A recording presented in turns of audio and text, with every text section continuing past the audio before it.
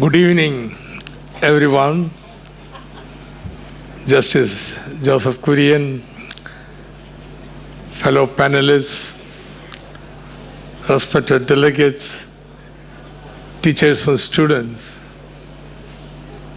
Now, by the way, the students, will you raise the hands? How many of you are lawyers? And how many economists? Oh, so we are going to have some difficulty in this session. We have passed from law to economics. I'll try to be very as simple as possible and won't take more than 20 minutes. Not that 20 minutes is going to exhaust my knowledge on the topic of GST, but I think one good way of fighting drowsiness would be to allow you to ask questions. You see?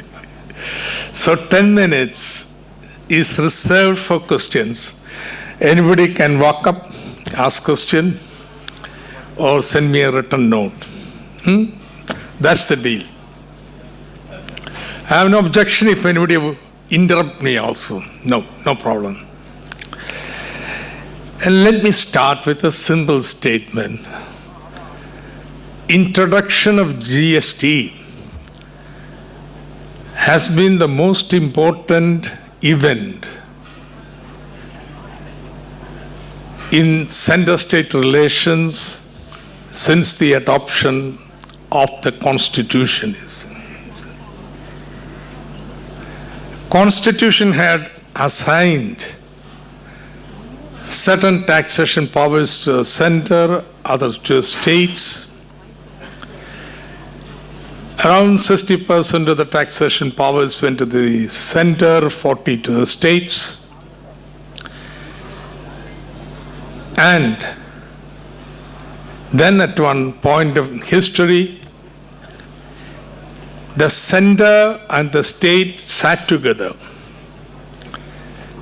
deliberated, without much acrimonious name-calling and so on, and decided that central government's excise and service tax, state governments most of the indirect taxes other than, say, tax on petrol and alcohol, would be subsumed in a new tax, GST, to be administered jointly by center and state. Okay. Something I think which couldn't have been thought about much earlier. It's a very, very important event. Now, what led to that is very difficult to come to a clear answer. How did it happen? I think everybody was convinced the maze of taxes that existed in India, indirect taxes, each being different from state to state, was just too difficult, too complicated, stifling growth. It prevented integration of the markets, transportation of goods, and very importantly, there was cascading of taxes. Okay, central government puts excise duty 20%, and then it comes to my state, I will impose another 20%. So, tax on tax, cascading. So, this had to be corrected. I think there was a growing awareness of this. Though there was very serious reservations among many states, including Tamil Nadu, about the implications for this change over to GST to states' revenues. But nevertheless, we reached a consensus. Now,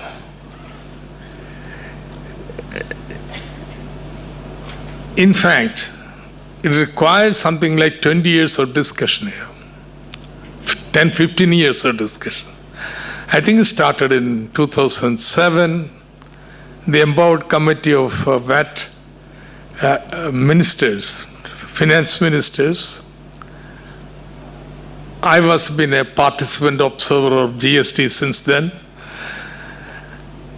We almost reached an agreement at that time. But unfortunately, BJP pulled the sheet. Gujarat and Madhya Pradesh objected so vehemently. In the final stage, nothing could be taken forward.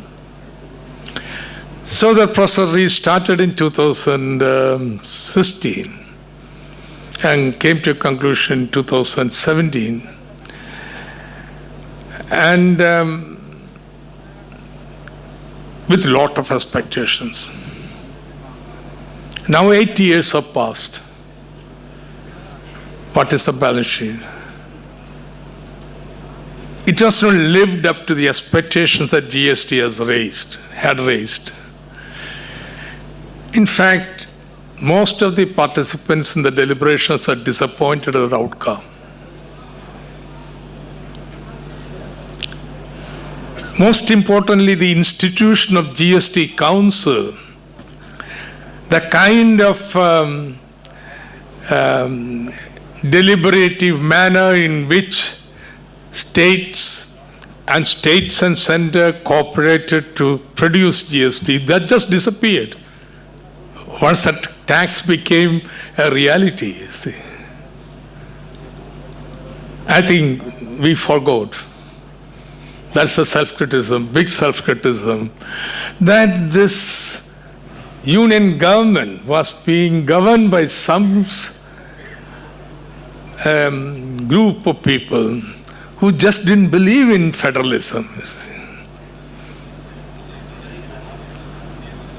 I think that was a basic mistake, you see. In fact, I demanded and did the first and only vote in GST councils. And that itself was an eye-opener. GST was created through compromises between states and center. I had a very serious problem in Kerala with lotteries. It was a serious political problem. I don't want to go into details. We don't have the time. So, a compromise was reached. We will distinguish between lotteries run directly by state government and lotteries which are run through agents. I mean, lottery, say, companies. And differential rate was accepted. That's the kind of compromises that were worked out. But then, suddenly they wanted to have a uniform rate and much lower rate. So finally, I asked for a vote. That's the only vote that took place. Of course, defeated, but the bitterness that was left never was removed. Then came the COVID. See, there was something sacrosanct in GST. All the states were promised that their revenue is going to increase every year by 14%. And if it did not increase, any state's revenue increased by 14%, the shortfall would be made good by a compensation cess. Now that was written to the law, not an understanding. Then I distinctly remember the GST Council, somebody said, what if the shortfall is so sharp that the compensation cess is not able to meet the gap? Then the minister replied, and it's in the minutes, in which case central government would, for temporary take care of the shortfall, borrow, or make arrangements for payment, and recoup it later. COVID came, then the finance minister one day says, COVID is an act of God, not of man, and therefore it is not possible to pay the compensation. The revenues had collapsed. So there was such bitter fight and everything. Since then, GST Council has been working on partisan lines. Okay. Every party takes its position line. So, first disappointment is in this functioning of this federal institution itself. Is degenerated so fast. Something nobody, say in 2016, thought would happen. That's one. Now, second disappointment. Revenues were not buoyant. We had been promised 14%. If you take the last 8 years, average growth rate of revenues have been, say, something little more than 11%. Now there is no compensation also. State revenues have been hit. Why did this happen? Why didn't the revenues grow by 14%? Now, a whole year was spent trying to devise the rate structure to ensure the weighted average tax of GST. GST has many rates now. Average rate, weighted average, would be revenue neutral. That is, say, average GST rates would be such that the amount of money, revenue collected before GST would be maintained. That is revenue neutrality. So Arvind Subramaniam, the advisor to Government of India, said 15.5 is the revenue neutral rate. Govinda Rao's former institute had calculated 18%, but finally we settled for 15.3 average rate. All of a sudden, on the eve of election, 2019 election, the central government takes the initiative to concede to any request for reduction in the rate. The states were egged on to competitive reduction in the rate. The 28% category was almost demolished. So much so, the GST effective rate declined to something like 11%. Therefore, what's the outcome? The revenue grows by only by something like 11% per annum. Now, this is a serious matter here.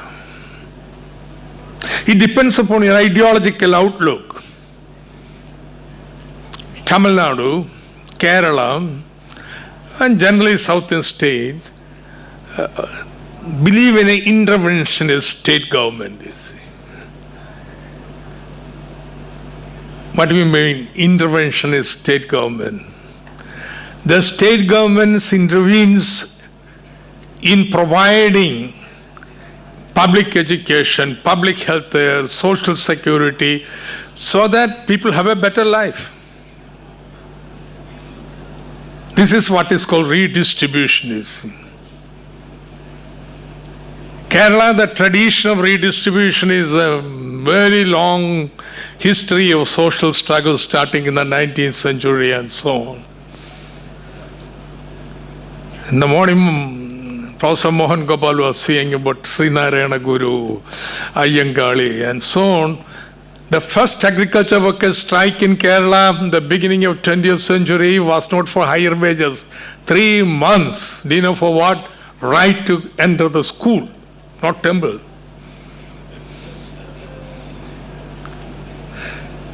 So you have intervention states which redistributes.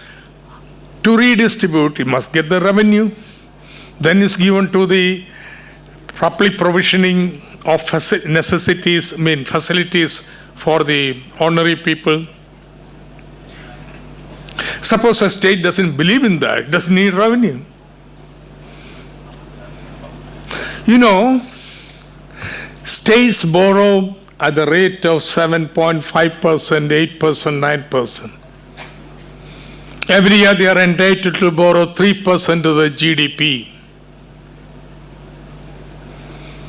Now, what most people don't know is, this borrowed money, 2 lakh crores of rupees, not 1 or 2, 2 lakh crores of rupees borrowed by the state governments in India, they don't spend.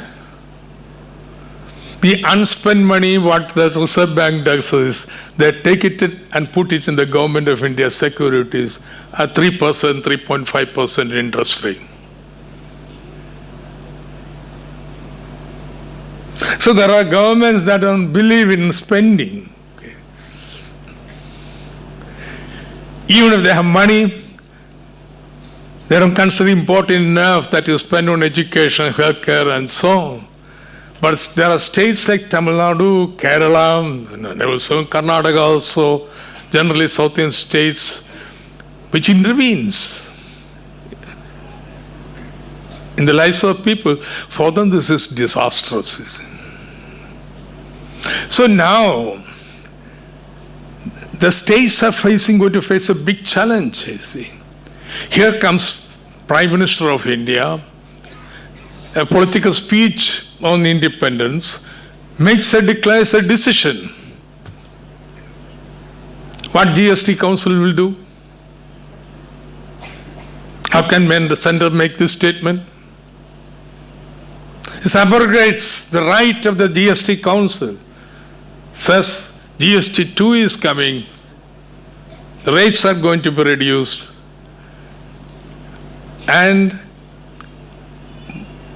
now the rates are going to be reduced from 11 to 9.3. That's the assessment of SBI. This is going to be a disaster here.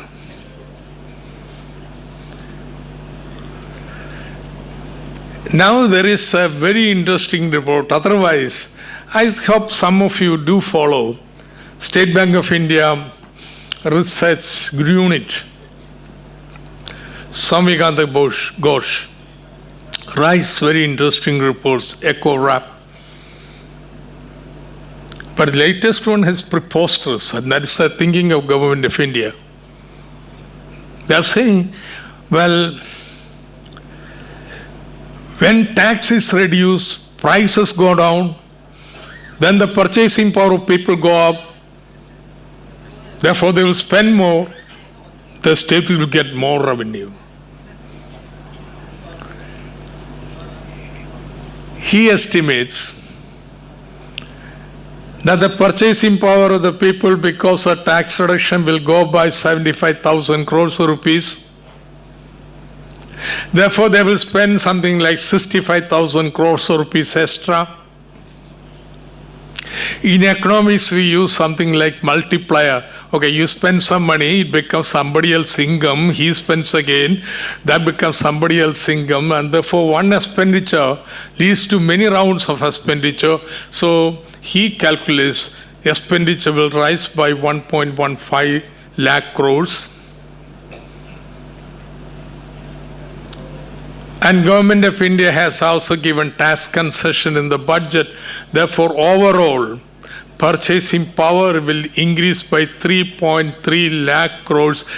And additional GST from that will be more than the loss. It's silly. This is what economists call this partial equilibrium analysis. You assume nothing else changes, only your tax rate changes. A lot of other things change. Look at the world today. Trump has imposed tariff on us. What is going to happen? Prices are going to rise. Even Reserve Bank thinks so. That's why Reserve Bank is going to decrease the interest rate. They post it. So if the rupee depreciate, prices rise, then what happens to demand? Or the tariff rise results in a decline in GDP, then what happens to purchasing price? The level of how do they play with government's existence here, survival? The central government just doesn't consider there are commitments made to the people and the state which have to be fulfilled, you see. Therefore, I am reaching my 20 minutes. I'm not, I'm only warming up, but I will stop and wait for the questions. My request to the organizers, Justice Joseph Kurian or Tamil Nadu government would be, somebody has to speak up here. There's something terrible that is happening. Now it is very difficult in public to go against a reduction in the tax. You take a position, you become anti-people here. Elections are coming. Therefore, the slogan of the states have got to be compensators for the reduction. You have promised 14% rate of growth. If it doesn't go by 14% growth of then states have to be compensated. That should be the slogan. You want to reduce, sender? Fine. Compensate, protect our revenues. We have to rethink how GST 2 to be. Okay, it's getting tough because GST has SGST, what state collects, and IGST. What I'm saying is states should be allowed to have some freedom, flexibility. It's not going to destroy GST. I don't want to go to the mechanics of it, but Kerala had great flood. Then we imposed a cess on SGST, the tax we collect. It ended up, we collected some 4,000 crores of rupees. It didn't affect interstate trade because IGST, industrial trade, is kept away. Only SGST. States can be a little more, some federal flexibility to GST. Now it is 50% division between center and state. But 60% of states' revenues were subsumed, while centers it was only 40%, so appropriate ratio would be 60:40. That's my simple argument is, there are ways of ensuring that the GST is federal friendly, state friendly. It's high time that states put their head together and work out a plan, work out a slogan, and take it to the people. So thank you very much. So I pause for the question. I don't want to go into technical things. 3/4 of the crowd are lawyers, so there is no point in going. You can send me by a piece of paper, or you can come up the stage and ask. 10 minutes is still from my 30 minutes. Sir? Yes. Good afternoon, sir. Sir, here. You have to come up, please. Don't bother. Come up. They have a mic. Mic is there. Okay.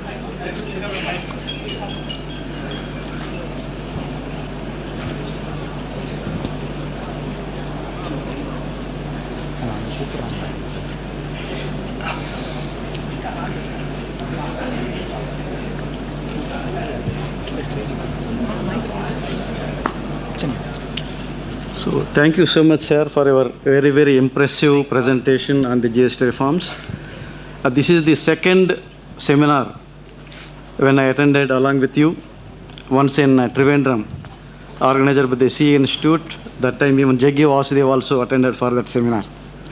Sir, my question is on the GST council voting system.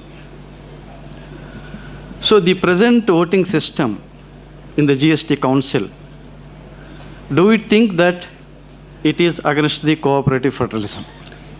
Yes, it has to be changed. The present voting system means you have to have 75% of the votes to carry any motion. And central government has 30% of the votes. Therefore, no decision against the center can be taken from there. At best, what you can hope for is, in that lottery voting I said, I thought I had a way. I could block the motion by canvassing every other state which was non-BJP and so on. But I don't know if it's deliberate or whatever, few people failed to turn up. And so motion was lost. So this is highly, pro-sender, weighted in favor of the sender, gives the sender arbitrary powers. So therefore, this has to be changed. If we want a democratic functioning of the GST Council, this voting structure has got to be changed. Really, come to think of it, it should have been corrected at that time in 2017 here. But such are the bonhomie, generally speaking, go take, give and take. I told you about lottery. Something unimaginable for a single commodity, same commodity, two rates. That was a compromise speech. And Jaitley is such a good lawyer. He saw that it is made in such a manner, he stood the challenge in the court. And it did. So that was the atmosphere. Therefore, there was some protest and objection, but then it was given up. That is a big limitation. Hello, sir. Good evening. Here I am, sir. Where? Sir. Oh, yeah. Sir, it's my immense pleasure and honor to interact with you. I'm Surya. I'm currently pursuing BCA LLB honors in School of Excellence in Law, the Tamil Nadu Dr. Ambedkar Law University. Sir, my question was, you previously spoke about the revenues of the state. So do you think that GST has helped us in reducing the inequality among the states, or has it increased the fiscal gap between the richer and poorer states? Excellent. That's the way questions must be raised, you see. Now, how did GST affect interstate inequality? That's the question. See, in the backward states, economically backward states, the tax administration, everything is so poor. Even the possible tax was not being collected. So what I would say, there would be great slack, SLACK. Money is there, tax is there, but not collected. GST enabled to mop up this. And therefore, I would say, these states, the tax collection improved. But it cannot be said that this will be maintained into the future. In the future, what is going to happen is states with a higher consumption or production structure their tax collection would grow faster. See, GST is a destination tax. Therefore, states with higher consumption would gain more. Their taxes would grow more. States with higher taxation are states which advanced states. Therefore, GST would, everything remaining the same, nothing else changes. Then GST would increase the inequality between the states. That's my assessment. And therefore, you have to do some other things to ensure.